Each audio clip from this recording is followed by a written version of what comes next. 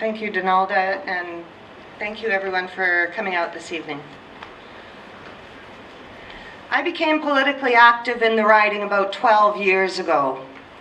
Since 1989, I'd lived and worked here, and by 2003, I dug my roots pretty deep, opening a small business on Commercial Drive in 1996, and having a child that I decided I was staying right where I was to help him grow up. That was in 1998. 2003 was a time of political change in the province and soon reverberated across the country, and it was not a good change. I'm a hairstylist. What happens when you work on Commercial Drive and have a clientele that includes many community leaders? You spend a lot of time discussing important issues. I was encouraged to get more involved, to find a way to speak to the values held in my chosen corner of the world. The importance of families and public education, strong community, celebration of all cultures, especially Indigenous culture with the important current and historical significance. And gender equity in all its variant expression. Access to well-supported programs that help lift people with all its grinding down force out of poverty, out from behind barriers of mental or physical illness, and to make sure there is a space and place in a changing neighborhood for all who want to make a home here. Realizing that one doesn't catapult from behind their styling chair into political office, I set out to learn education takes many forms. A single parent of a young child, I couldn't interrupt the modest flow of earned family income. Already incurring debt to pay for childcare, going back to school was out. Volunteering to participate on boards was a natural fit. Having childcare costs met for volunteer participants meant that I could work at better informing myself while contributing to my community with a goal to effectively represent it. The day has come. The opportunity is here. I've gotten my education and recognition as a leader in our community. The NDP, with its progressive positions, is the best choice for furthering the values embraced in East Vancouver. Libby Davies and before her Margaret Mitchell have represented this riding federally for the NDP. Two MPs that have left big imprints. Their steps have been steady and sure, but it has been with their hearts that the biggest impression has been made. I believe that I step as surely as any when it comes to articulating and defending the values of my home turf and the wonderful, remarkable people that are the riding of East Vancouver. And it's what's in my heart that keeps my feet moving forward. Thank you.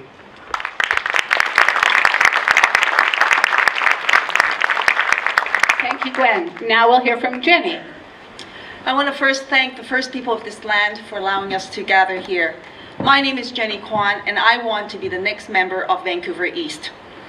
I want to start by thanking all of you for coming tonight. And I want to thank Gwen, I want to thank Mabel and Scott for putting their names forward for the nomination campaign. I want to particularly thank Libby Davies for her many years of tireless and dedicated service to our community as an activist, as a four-term city councillor, as a park board commissioner, and of course as our wonderful member of parliament for nearly 20 years. I'm proud to have had the opportunity to fight alongside Libby for social and economic justice. And I know she will be standing with us in the struggles that no doubt lie ahead. For almost 25 years, I've been working on behalf of the residents of East Vancouver, the past 20 plus as an elected representative, and I want to take the next step to be your MP in Ottawa as part of the first ever federal NDP government led by Prime Minister Thomas Mulcair. Whether it's immigrants, new Canadians, retiree, young people working to make a start, artists and writers, or people who are homeless grappling with addiction issues or mental health challenges, or grassroots activists who give strength to the fight for a better tomorrow.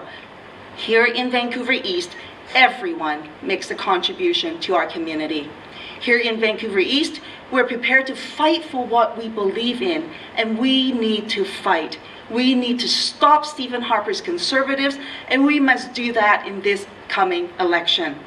If I'm your nominated candidate, I will fight like hell to make sure East Vancouver stays NDP orange. In 2001, when every other riding in this province went BC Liberal, it was only me and Joy McPhail who held our seats and formed the only opposition to Gordon Campbell. So I know a thing or two about tough battles, and I know only one way to campaign, and that is all in. If I'm elected, I will go to Ottawa and I will fight like hell on your behalf. And here's what I'll fight for: a national childcare program. Isn't it time for a $10 a day made in BC program here in Van East? A national housing strategy. If we had that strategy since 1993, there would have been another 600,000 units of affordable housing here across the country. Climate change that we could be proud of, a clear path to citizenship for temporary foreign workers. Frankly, if you're good enough to work here, you're good enough to stay. A national inquiry into the missing and murdered Indigenous women and girls. Harper's refusal to do this is a stain on our country and must be overturned. I look forward to getting into much more of these issues and talking with you as we fight this fight, a fight of a lifetime. Thank you so much for coming tonight, and I look forward to the debate.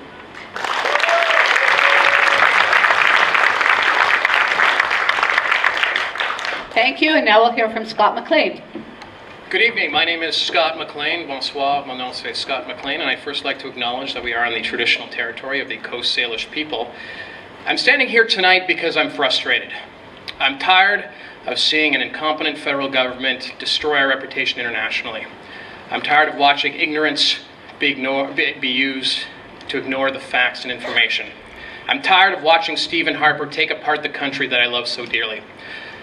If you read my piece in the Georgia Straight, and if you haven't, I suggest it be mandatory reading before the vote on March 22nd, but if you read it, you know I believe Canada is the best country in the world, and I think the NDP has the best platform to set us up for 2015 and beyond. But I'm also here tonight to give it to you straight. I'm tired of seeing the NDP lose general elections. As some of you might know, in 2013, I helped out my friend Dave Eby win in Point Grey and defeat Christy Clark. I'm incredibly proud to have been a part of that team. But I also watched as the BC NDP squandered a 20-point lead in the polls and gave away this province for 4 more years. A 20-point lead in the polls, and the BC Liberals had the same amount of seats as they did in 2009. That's completely unacceptable. This is my 10th year in Vancouver, but I'm originally from Ottawa. And this past summer, in 2014, I went home to watch the Ontario election play out. I watched as a Liberal Party that squandered $1 billion on gas plants still took home a majority government, and the NDP finished a distant third. The NDP is currently also third in the polls federally. I'm here tonight to represent my generation, the next generation, the generation that's going to be dealing with the garbage that the Conservative Party of Canada and the BC Liberals have left for us this year and beyond. Over 9 million people didn't vote in 2011, a lot of them young people. I'm here to make them stand up. I'm here to get them engaged in 2015. I'm here tonight to ask members of the NDP to vote for a candidate on March 22nd who's poised for the future, who's poised to lead in 2015 and beyond. I'm also here tonight to say thank you to Libby Davies for her outstanding work over the past 17 years as MP for Vancouver East. I think all of the candidates tonight would make exceptional replacements for Libby, but we also have a tremendously huge shoes to fill. She was an incredible leader and incredible for all Canadians. I look forward to a healthy debate tonight, and I wish all of our candidates a good evening. Cheers.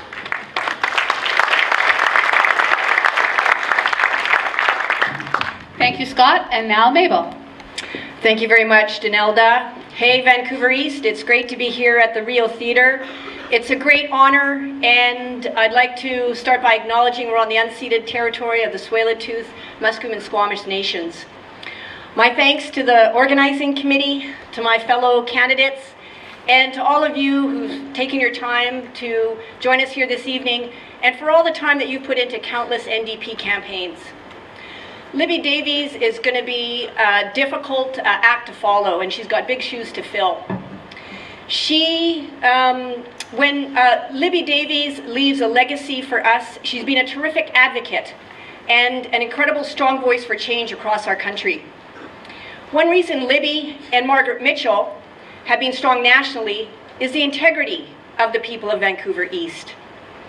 And when visiting small businesses, talking to friends in the downtown east side, families and students struggling to get by, one of the issues that has consistently arisen is the need for affordable housing.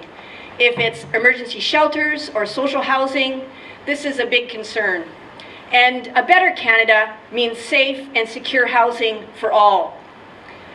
You stand opposed to Kinder Morgan, the Kinder Morgan pipeline, and I stand with you to say no to Kinder Morgan. A better Canada looks forward to a renewable economy. Today, I work with moms who've organized for childcare for their daughters, who are fighting for childcare with their granddaughters. That's too long. Canadian families deserve affordable, quality childcare right now.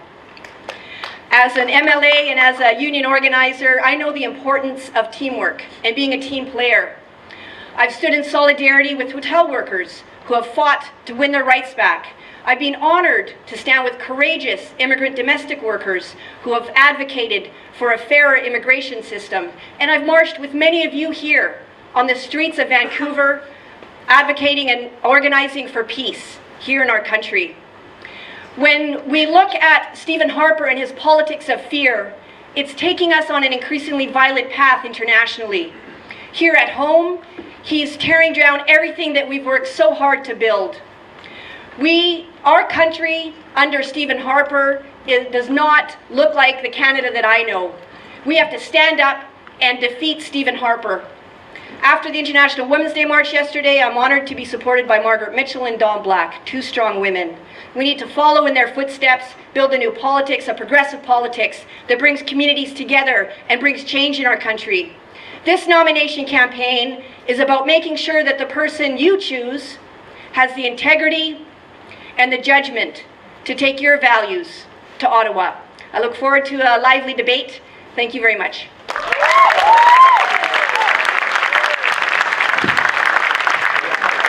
Thank you, candidates.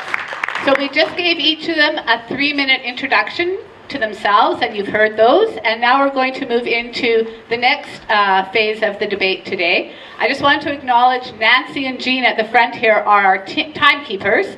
And so the candidates know that they're watching them and keeping on track in terms of the time they have available. So for the next section of the meeting, we have 2 set questions that the executive in Van East have developed. One of the questions the candidates had in advance, and the second question they haven't yet heard. So they're going to be given 2 minutes to address these 2 questions, and a 1-minute rebuttal or challenge or whatever it might be in terms of how they proceed with their answer to the question. So the first question is,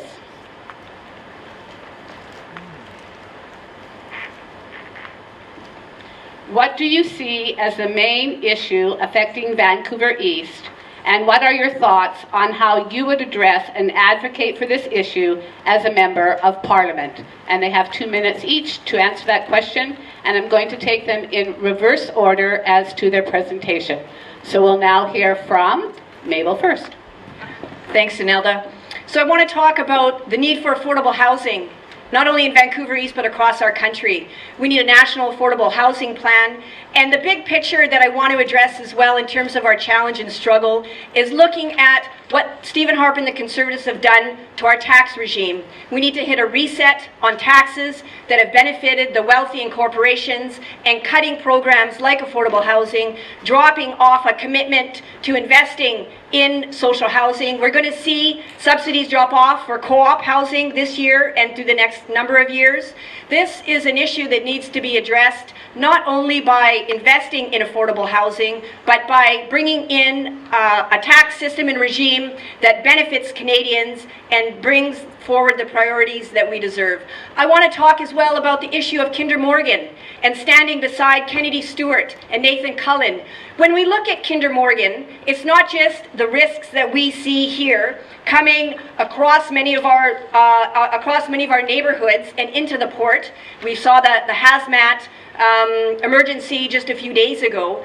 The priority of the Conservatives and the Kinder Morgan economy looks at a resource-dependent and export-driven, fossil fuel-based economy. This is not the future of a sustainable economy in Canada. We not only need to reject the expansion of Kinder Morgan, but we need to invest in renewable energy. We need to invest in small-scale and a diverse economy. Vancouver East has the highest proportion of artists and small businesses here. This is the strength of the community, and we have that innovation and creativity. So this is the support that we need to be giving, not only here in Vancouver East. We need to see that reflected in our national government to lead the way, and those are two of the main priorities that I'm committed to working on. Thank you.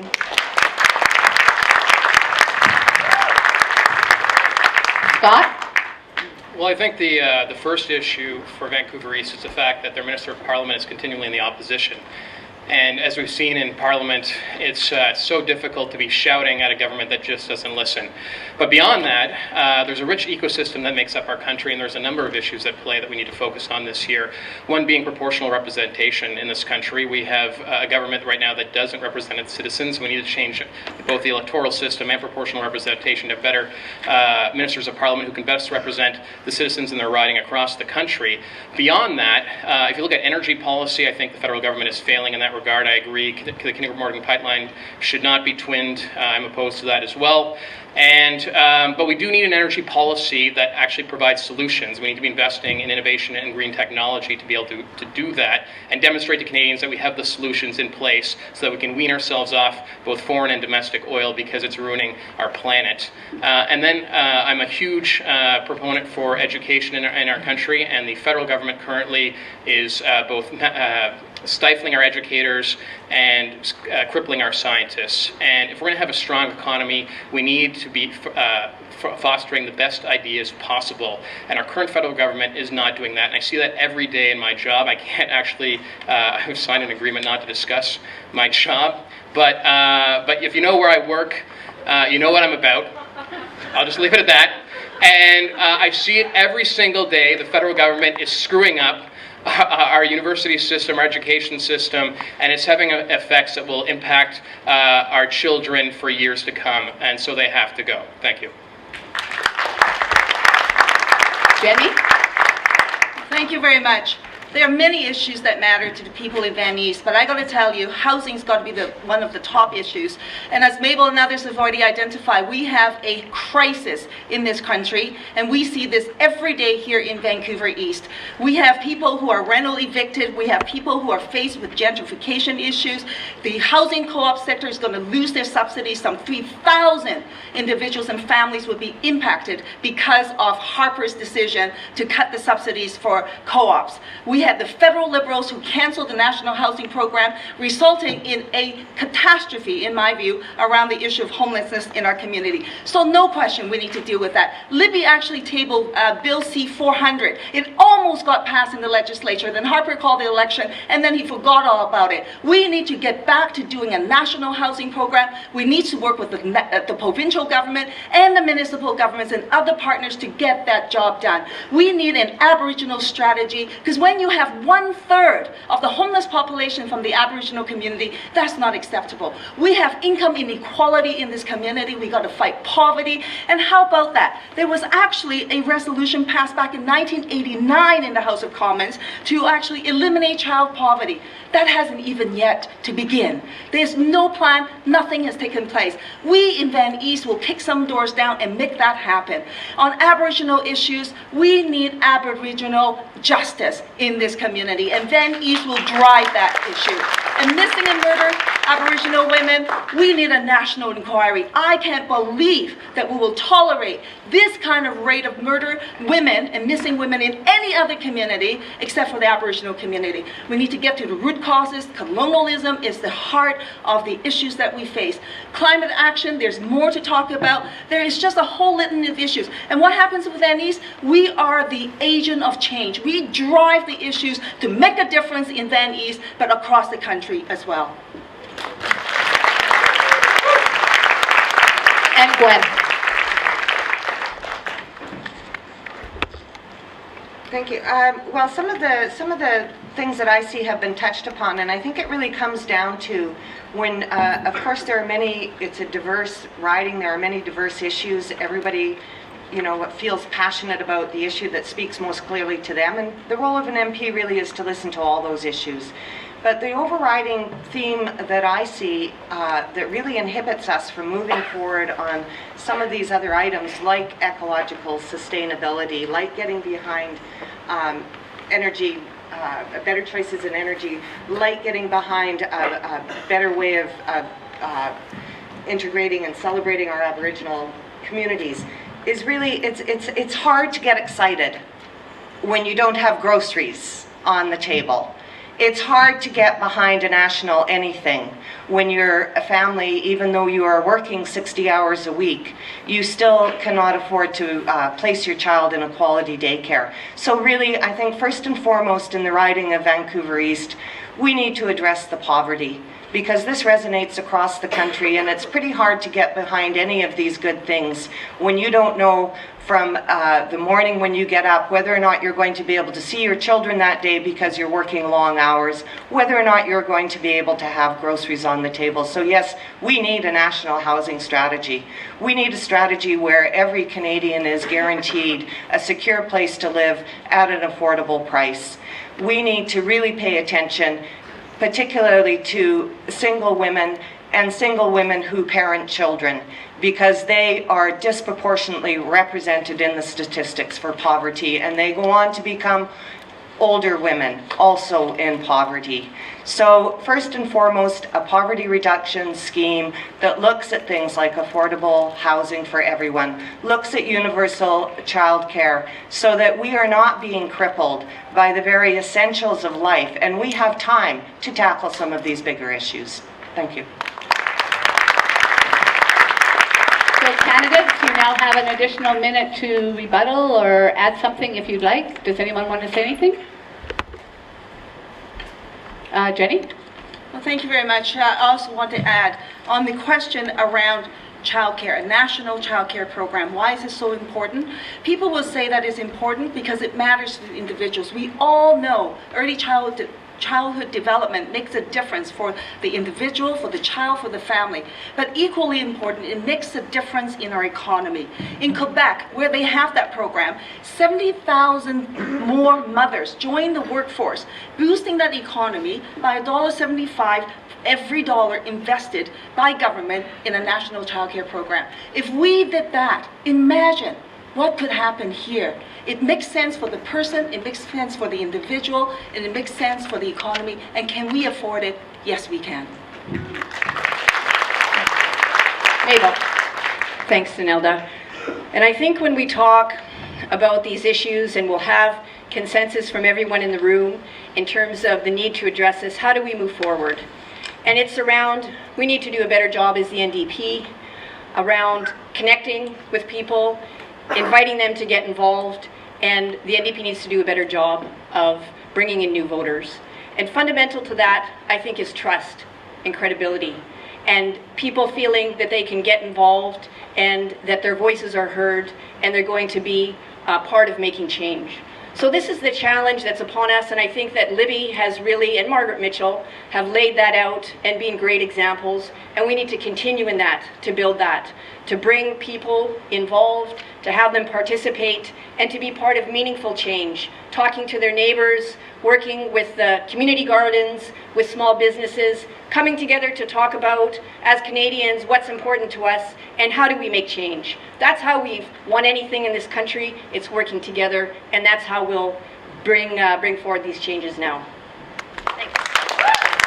Thank you, and now we'll hear from Scott. Right. Having lived in Quebec for 5 years, I saw the success of their childcare program, and we need to adopt that across the nation.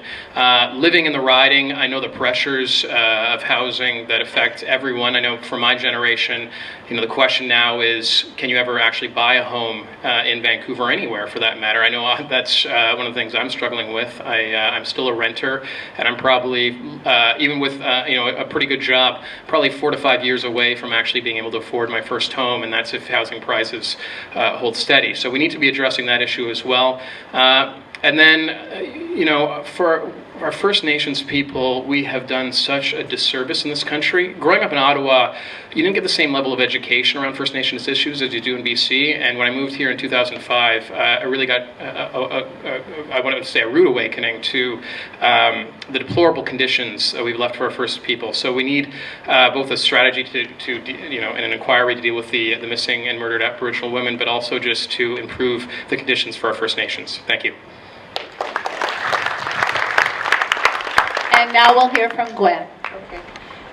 Thank you. I just wanted to add a comment about a possible, yes, an inquiry is a good idea, a strategy is a good idea in terms of dealing with some of the very, very tragic circumstances experienced by our First Nations.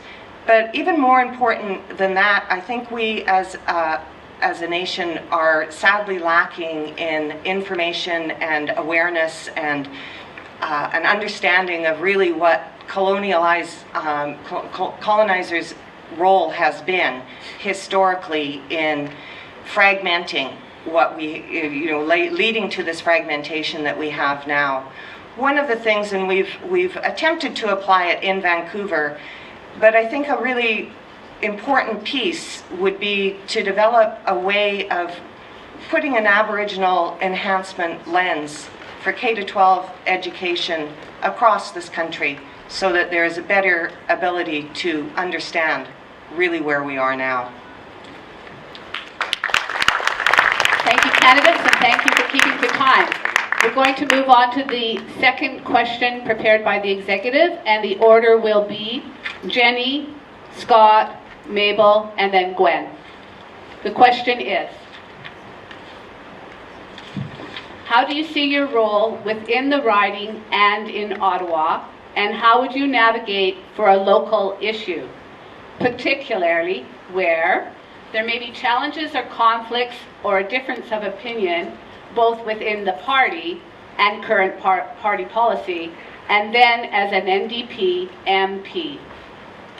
But like all things that are difficult, and then East is used to it. We lead this country, and what we do is actually we start from the ground up. We work with the grassroots community, we hear the voice of the people, and we bring it forward. We educate the public, we bring on side our colleagues, and so that they can learn about the issue. And sometimes it's a grind. Actually, I did it on the supervised instruction facility. It was not an easy task, I got to tell you. Fighting for harm reduction took me my entire political life. People campaigned against me. I had to bring it to our caucus and work it and rework it and to bring it forward. And it was with the partnership and collaboration of the community, all of us coming together each and every day and bringing it to every level of government to push it forward. And when there's a time to fight, we will stand up to fight, and I'll be there. When there's a time to sit back and walk back and just negotiate hard to bring things together because it matters for our community, to set aside partisan politics, I am there, and I have done it.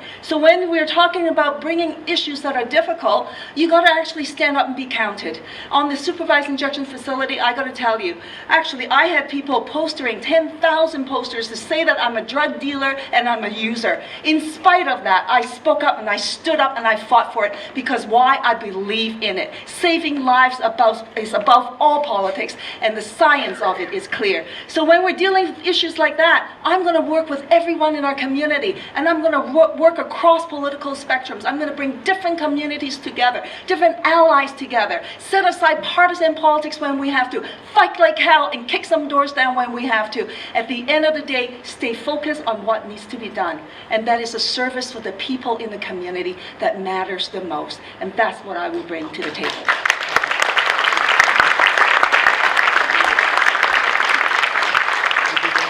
Scott? Well, within the riding, I'm currently in a lot of different communities. I'm a member of the Dr. Sun Yat-sen Chinese Garden Board. I'm a yogi. I'm in the performing arts community. I'm out and about with my job at a number of different events. And you build community by being in the community. You go out and you build consensus. You talk to people. You hold events where you can get that input. But I think it's also incredibly important, and as a Minister of Parliament, to be building alliances across Canada. Having lived in now 4 provinces at different points in my life, je aussi parle français, BC gets isolated. And growing up in Ontario and living in Quebec and spending some time in New Brunswick, you don't hear about the issues in BC as much as you would think. Or if you're in BC, you probably know exactly how much people are actually paying attention to what's going on out here. And we need MPs to be able to bridge across the country and also across party lines and be able to make alliances with other parties as well to be able to get the job done and enact legislation that will impact both in Vancouver East and across the country the issues that play here. Thank you. And Mabel? So standing up and bringing forward tough issues, I think that's the definition of what you need the MP to do in Vancouver East, and certainly that's what Libby has done. And it starts with reaching out and connecting with folks who are impacted and who have those stories, bringing them forward. My experience is with working with temporary foreign workers who are an underclass in our country, and what's needed is to build trust with them, to bring on community groups, to show what the impact is to all Canadians when a certain group of workers are taken advantage of. Another piece, so that's the most important, you need that basis to have people to come forward to advocate on their issues. When you're talking about how you move through all the politics in the party, in the caucus, in the government, what's important is to be a team player. What's important is to respect the structure and how you move things through. Talking to the executive, making the case, bringing forward motions in the legislature, and having the respect of your colleagues to follow through those issues, make your case, and bring them forward in legislation. And it's no small feat, and I think all the candidates here have experience and certainly have really shown to be champions on those issues. And that's, I think, in terms of what needs to happen, certainly I'm prepared in Vancouver East to bring folks together and to make change. Thank you. And Gwen? Well, certainly I've spent a lot of time meeting the folks in Vancouver East through my business, through my participation on Britannia Community Board, through my work in the education. I've pretty much been in every school in East Vancouver and have had a lot of opportunity to already connect with many of the folks that live in this riding from many different strokes in life, and have a pretty good awareness. I don't think there's any shortage of good ideas from Vancouver East. The best way to bring them forth into Ottawa and to the rest of the country, of course, would be to form government. The second best would to hold the balance of power in a minority government, because we don't have any shortage of good ideas in Vancouver East. We're pretty much clear on what's needed to make this country and our riding, our city, a better place to live. It's getting that message out there, having it heard, and making it into legislation. In terms of working within your own party to bring those ideas forward, collaboration is a good thing, obviously, but there comes a time as well where you really have to stand firm and say precisely what you know of your constituents and what is going to be best for them. And there may be other people within the caucus that feel the same way, so it's about building partnerships and making sure that your voice and the voices of people who believe the same thing that you do and your constituents do are working together to bring that forward, and to bring it forward in a hard-cast way that has such legitimacy that you can't really negate it. It needs to be listened to. There is a way of doing that. A lot of what we hear, to me, is just good old plain common sense. It makes sense that we have a national child care strategy. It makes sense that people are not bankrupt by having to pay for accommodation. It makes sense that we support our seniors and that post-secondary students can finish their degrees without exorbitant debt. So let's build a case for all those things and many, many more. And the voices of Vancouver East are pretty darn strong. Thank you. Thank you. Does anyone want to add 1 minute worth of information? Scott. Sure. The current federal government does a piss poor job of communicating information to its citizens, and that's one area that I definitely can assist this country in communicating information to the general public. We need to be using all the channels to access people in this country, and particularly on social media, to engage young people. Young people are not voting. The lowest turnout in terms of 2011 was the 18 to 24 demographic. And statistics show that as people go on in life, the more they miss elections, the less likely they are to be a voter at any point in their life. And if we don't get young people to vote, we're going to have a country that is going to be so disengaged and so uninformed, it's going to be really embarrassing to be Canadian. So we have to stop that. We need to get people to be engaged in our country, engaged in the politics of what's happening, because that's what the Conservative Party is taking advantage of right now, and that's how they're winning elections. And next we'll hear from Mabel. And just following on the comments by Scott, the need to really connect with Canadians, young people, get them involved. We need to revitalize our social movements. Part of Stevens Harper's agenda has been really at the expense of our labour movement, the women's movement, and many movements. We need here in Vancouver East to revitalize that, to get people involved, to come out into the streets. We had a Great March for International Women's Day yesterday, and I want to invite and encourage everybody to also participate. There'll be a rally at the Vancouver Art Gallery next Saturday, March 14th, in opposition to Bill C-51, which is a big travesty of our foreign policy. We need to see people coming to the streets. We're seeing Canadians really respond against that. So we need to continue to do that.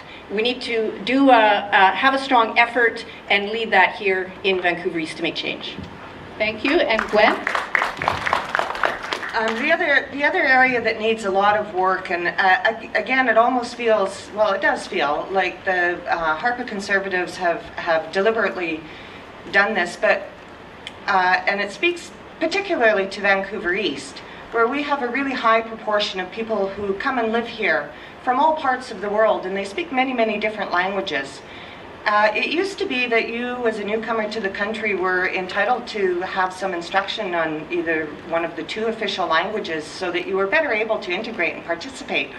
So when we talk about disengagement of youth, there's a whole other level of disengagement that is going on because of the barriers of language acquisition and poverty, of course, because they often go hand in hand.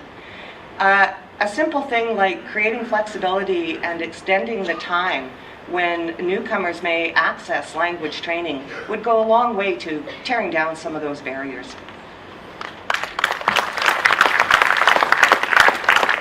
And Jenny?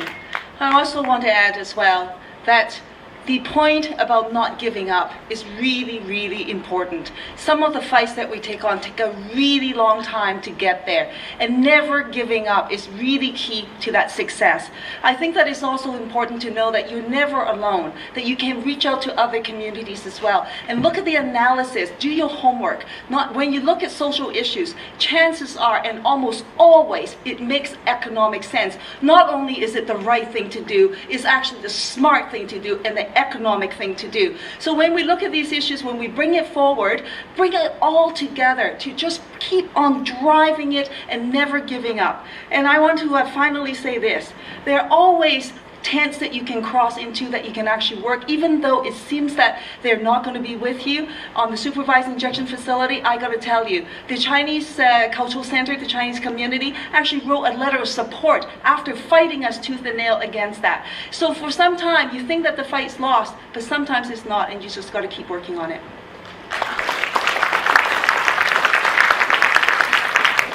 Thank you, candidates.